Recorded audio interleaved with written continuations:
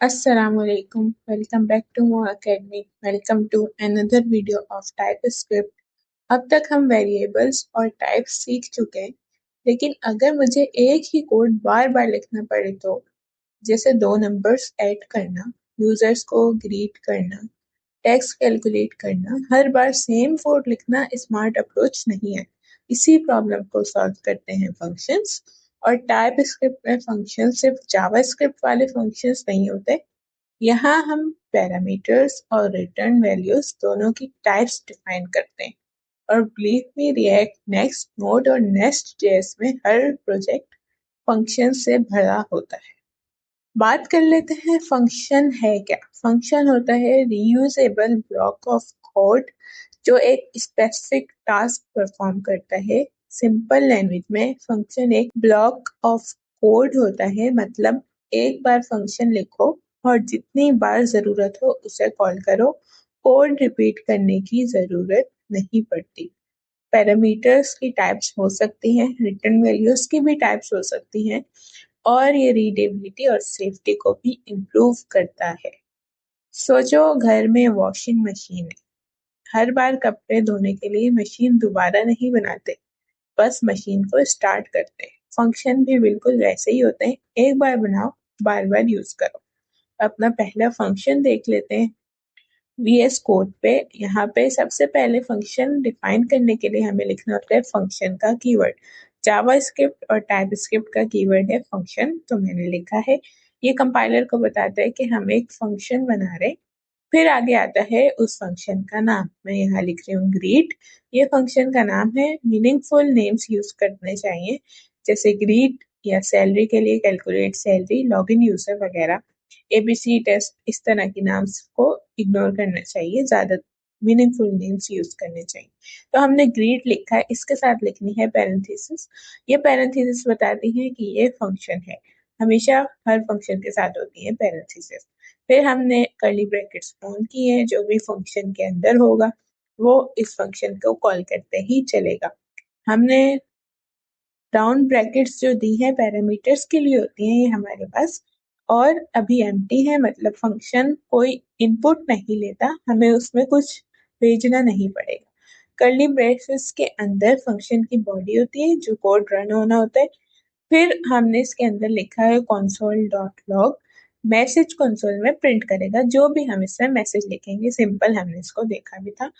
फिर ये function call करेंगे हम। फिलहाल हमने इसके अंदर लिखा है hello comma welcome to MO Academy। Welcome to MO Academy hello के साथ ये प्रिंट कर देगा जब हम इस फंक्शन को कॉल करेंगे। अब मेन बात होती है इसको कॉल करने की। कॉल होता है सिंपली नेम के साथ और उसके आगे लिखते हैं सेमीकोलन। ये फंक्शन कॉल है ग्रीट, पैरेंथेसिस और सेमीकोलन। जब तक फंक्शन कॉल नहीं करेंगे कोड उसके अंदर का एग्जीक्यूट ही नहीं होगा। इसके सिंपल आउटपुट पे आना चाहिए hello welcome to MO academy. हमने फंक्शन बनाया और फिर उसे कॉल किया, इसी वजह से आउटपुट आ गया hello welcome to MO academy. अब नोट्स में इसकी फंक्शन विद पैरामीटर्स भी हैं। अब पैरामीटर्स जाते हैं इन पैरेंथेसिस में।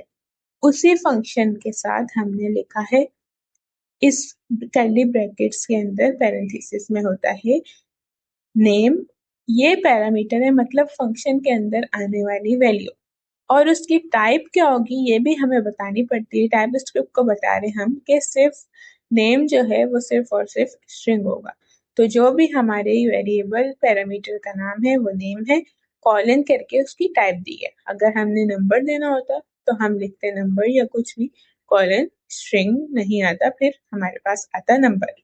अब चेंज क्या होगा जब हम इसको कॉल करेंगे, तो हमने जो खाली पैरेंथेसिस छोड़ी थी अपना पहले कोड में, उसमें अब आना चाहिए कोई भी डबल कोटेशन में टेक्स्ट नेम कुछ भी।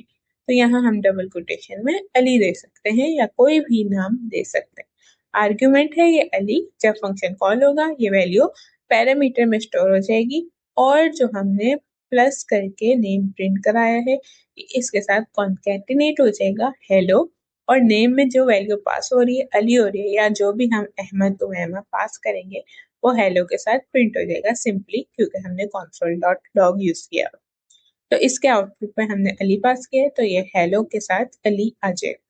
पैरामीटर और आर्ग्यूमेंट में डिफरेंस याद रख लें। पैरामीटर होता है फंक्शन के अंदर का वेरिएबल और आर्ग्यूमेंट होता है फंक्शन कॉल करते वक्त दी हुई वैल्यू।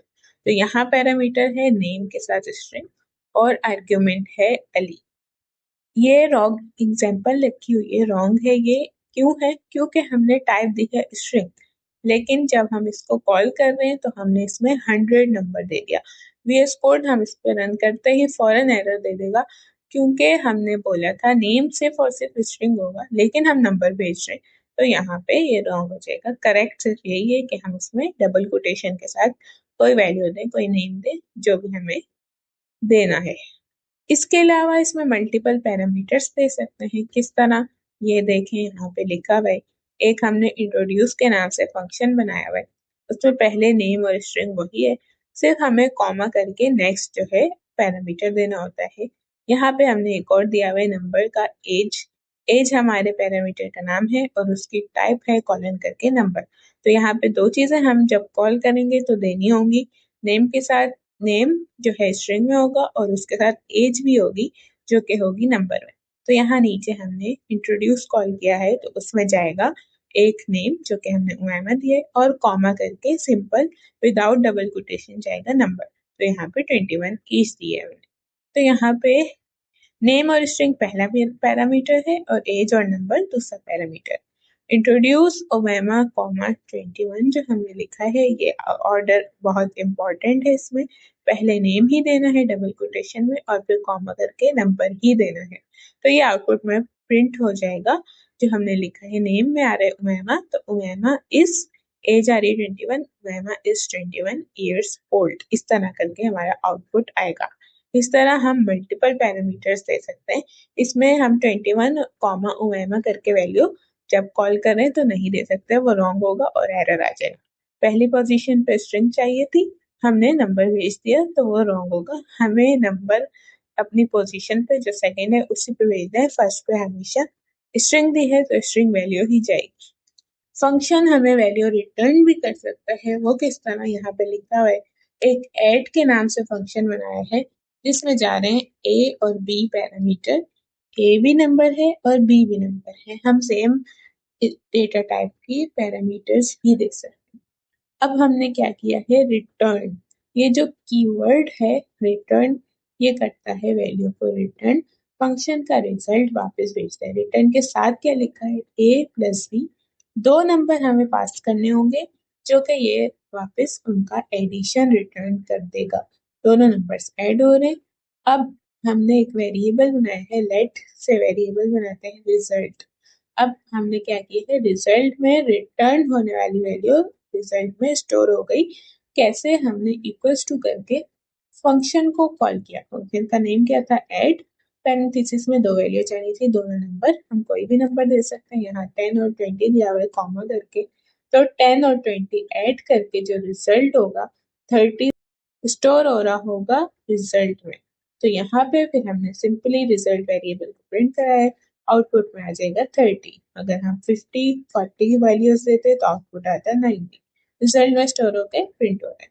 अगर हम कोई चीज रिटर्न करा रहे तो उसको स्टोर करने के लिए वेरिएबल चाहिए होगा और वो हमने रिजल्ट बनाया है। रियल वर्ल्ड एग्जाम्पल में भी हम रिटर्न और पैरामीटर पासिंग दोनों साथ भी कर सकते हैं। जिस तरह यहाँ कैलकुलेट टोटल के नाम से बनाया हुआ एक फंक्शन। फिर इसमें क्या है? हमने दो चीजें पास करनी है, प्राइस जो कि नंबर में होगी, क्वांटिटी वो भी नंबर में होगी, और ये रिटर्न क्या कर देगा? उन दोनों का मल्टीप्लीकेशन यानी टोटल, प्राइस इंटू क्वांटिटी, जो हमने रिटर्न के साथ लिखा है। फिर टोटल है हमारा वेरिएबल, इसमें हमने कैलकुलेट टोटल को कॉल किया है और प्राइस दी है 500 और क्वांटिटी दी है 3। तो 3 को 500 से मल्टीप्लाई करके हमें रिजल्ट देगा 1500, स्टोर होगा टोटल में और सिंपली उसको प्रिंट करा दिया। इस तरह हमने वैल्यू पासिंग भी की है और उसकी रिटर्न भी हुई है value. Addition, multiplication, division, subtraction कुछ भी हम रिटर्न करवा सकते हैं और ये हमारे पास 1500 इसका आउटपुट आएगा। ई कॉमर्स वेबसाइट्स में टोटल प्राइस कैलकुलेट करने के लिए इसी तरह के फंक्शंस यूज होते हैं। अब टाइपस्क्रिप्ट ने फंक्शंस क्यों ऐड किए, उनमें टाइप्स क्यों ऐड की? जावास्क्रिप्ट में आप फंक्शन को गलत डेटा भी भेज सकते हैं और बग रन टाइम पे पता चलते हैं। टाइप स्क्रिप्ट फंक्शन कॉल से पहले ही चेक कर लेता है, इसीलिए बग्स कम होते हैं। इसीलिए इनकी फंक्शंस की टाइप्स ऐड की है टाइप स्क्रिप्ट में। इंडस्ट्री यूसेज में फंक्शंस हर जगह यूज होते हैं, रिएक्ट कंपोनेंट्स, इवेंट हैंडलर्स में, एपीआई कॉल्स में, ऑथेंटिकेशंस में, डेटाबेस क्यूरीज में, यूटिलिटी फंक्शंस में। रॉन्ग एग्जांपल्स हमारे पास यहाँ पे है कि अगर हम उसमें पैरामीटर के साथ उनकी टाइप नहीं दे रहे, ए और बी तो लिख दिया लेकिन कॉलन करके टाइप नहीं लिखी, तो ये हमारे पास रॉन्ग हो जाएगा। बेटर क्या है, उसके साथ सही जो है वो होती है कॉलन करके उसकी टाइप भी पास करना। फिर ग्रीट में अगर हमने टाइप जो है स्ट्रिंग लगाई है और हमने 100 दे दिया, तो ये भी रॉन्ग हो जाएगा। हमेशा डबल कोटेशन में स्ट्रिंग है तो स्ट्रिंग वैल्यू जाएगी। हमेशा फंक्शंस को, पैरामीटर्स को, वेरिएबल्स को मीनिंगफुल नेम्स दें, तो ये कोड को ईजियर और मेंटेन रखता है, रीड करने में भी ईजी होता है। फंक्शन को समझें, एक कॉफी मशीन है, मशीन एक ही है, हर बार अलग कॉफी बना सकती है। इनपुट चेंज होगा तो आउटपुट बदल जाएगा। इंटरव्यू क्वेश्चंस भी आ सकते हैं, फंक्शन क्या है और पैरामीटर आर्गुमेंट में डिफरेंस क्या होता है। एक पैरामीटर में हम टाइप क्यों ऐड करते हैं और फंक्शन के मल्टीपल पैरामीटर्स हो सकते हैं। इस तरह के क्वेश्चन इंटरव्यू में आ सकते हैं। आप भी इन फंक्शंस को क्रिएट कर सकते हैं डिफरेंट एग्जांपल्स के साथ और उनको ऑब्जर्व कर सकते हैं आउटपुट को। तो ये थी हमारी आज की वीडियो। आज हमने देखे फंक्शंस, पैरामीटर्स, आर्गुमेंट्स, उनकी सेफ्टी, टाइप की, रिटर्न वैल्यूज वगैरह, रियल वर्ल्ड एग्जांपल्स।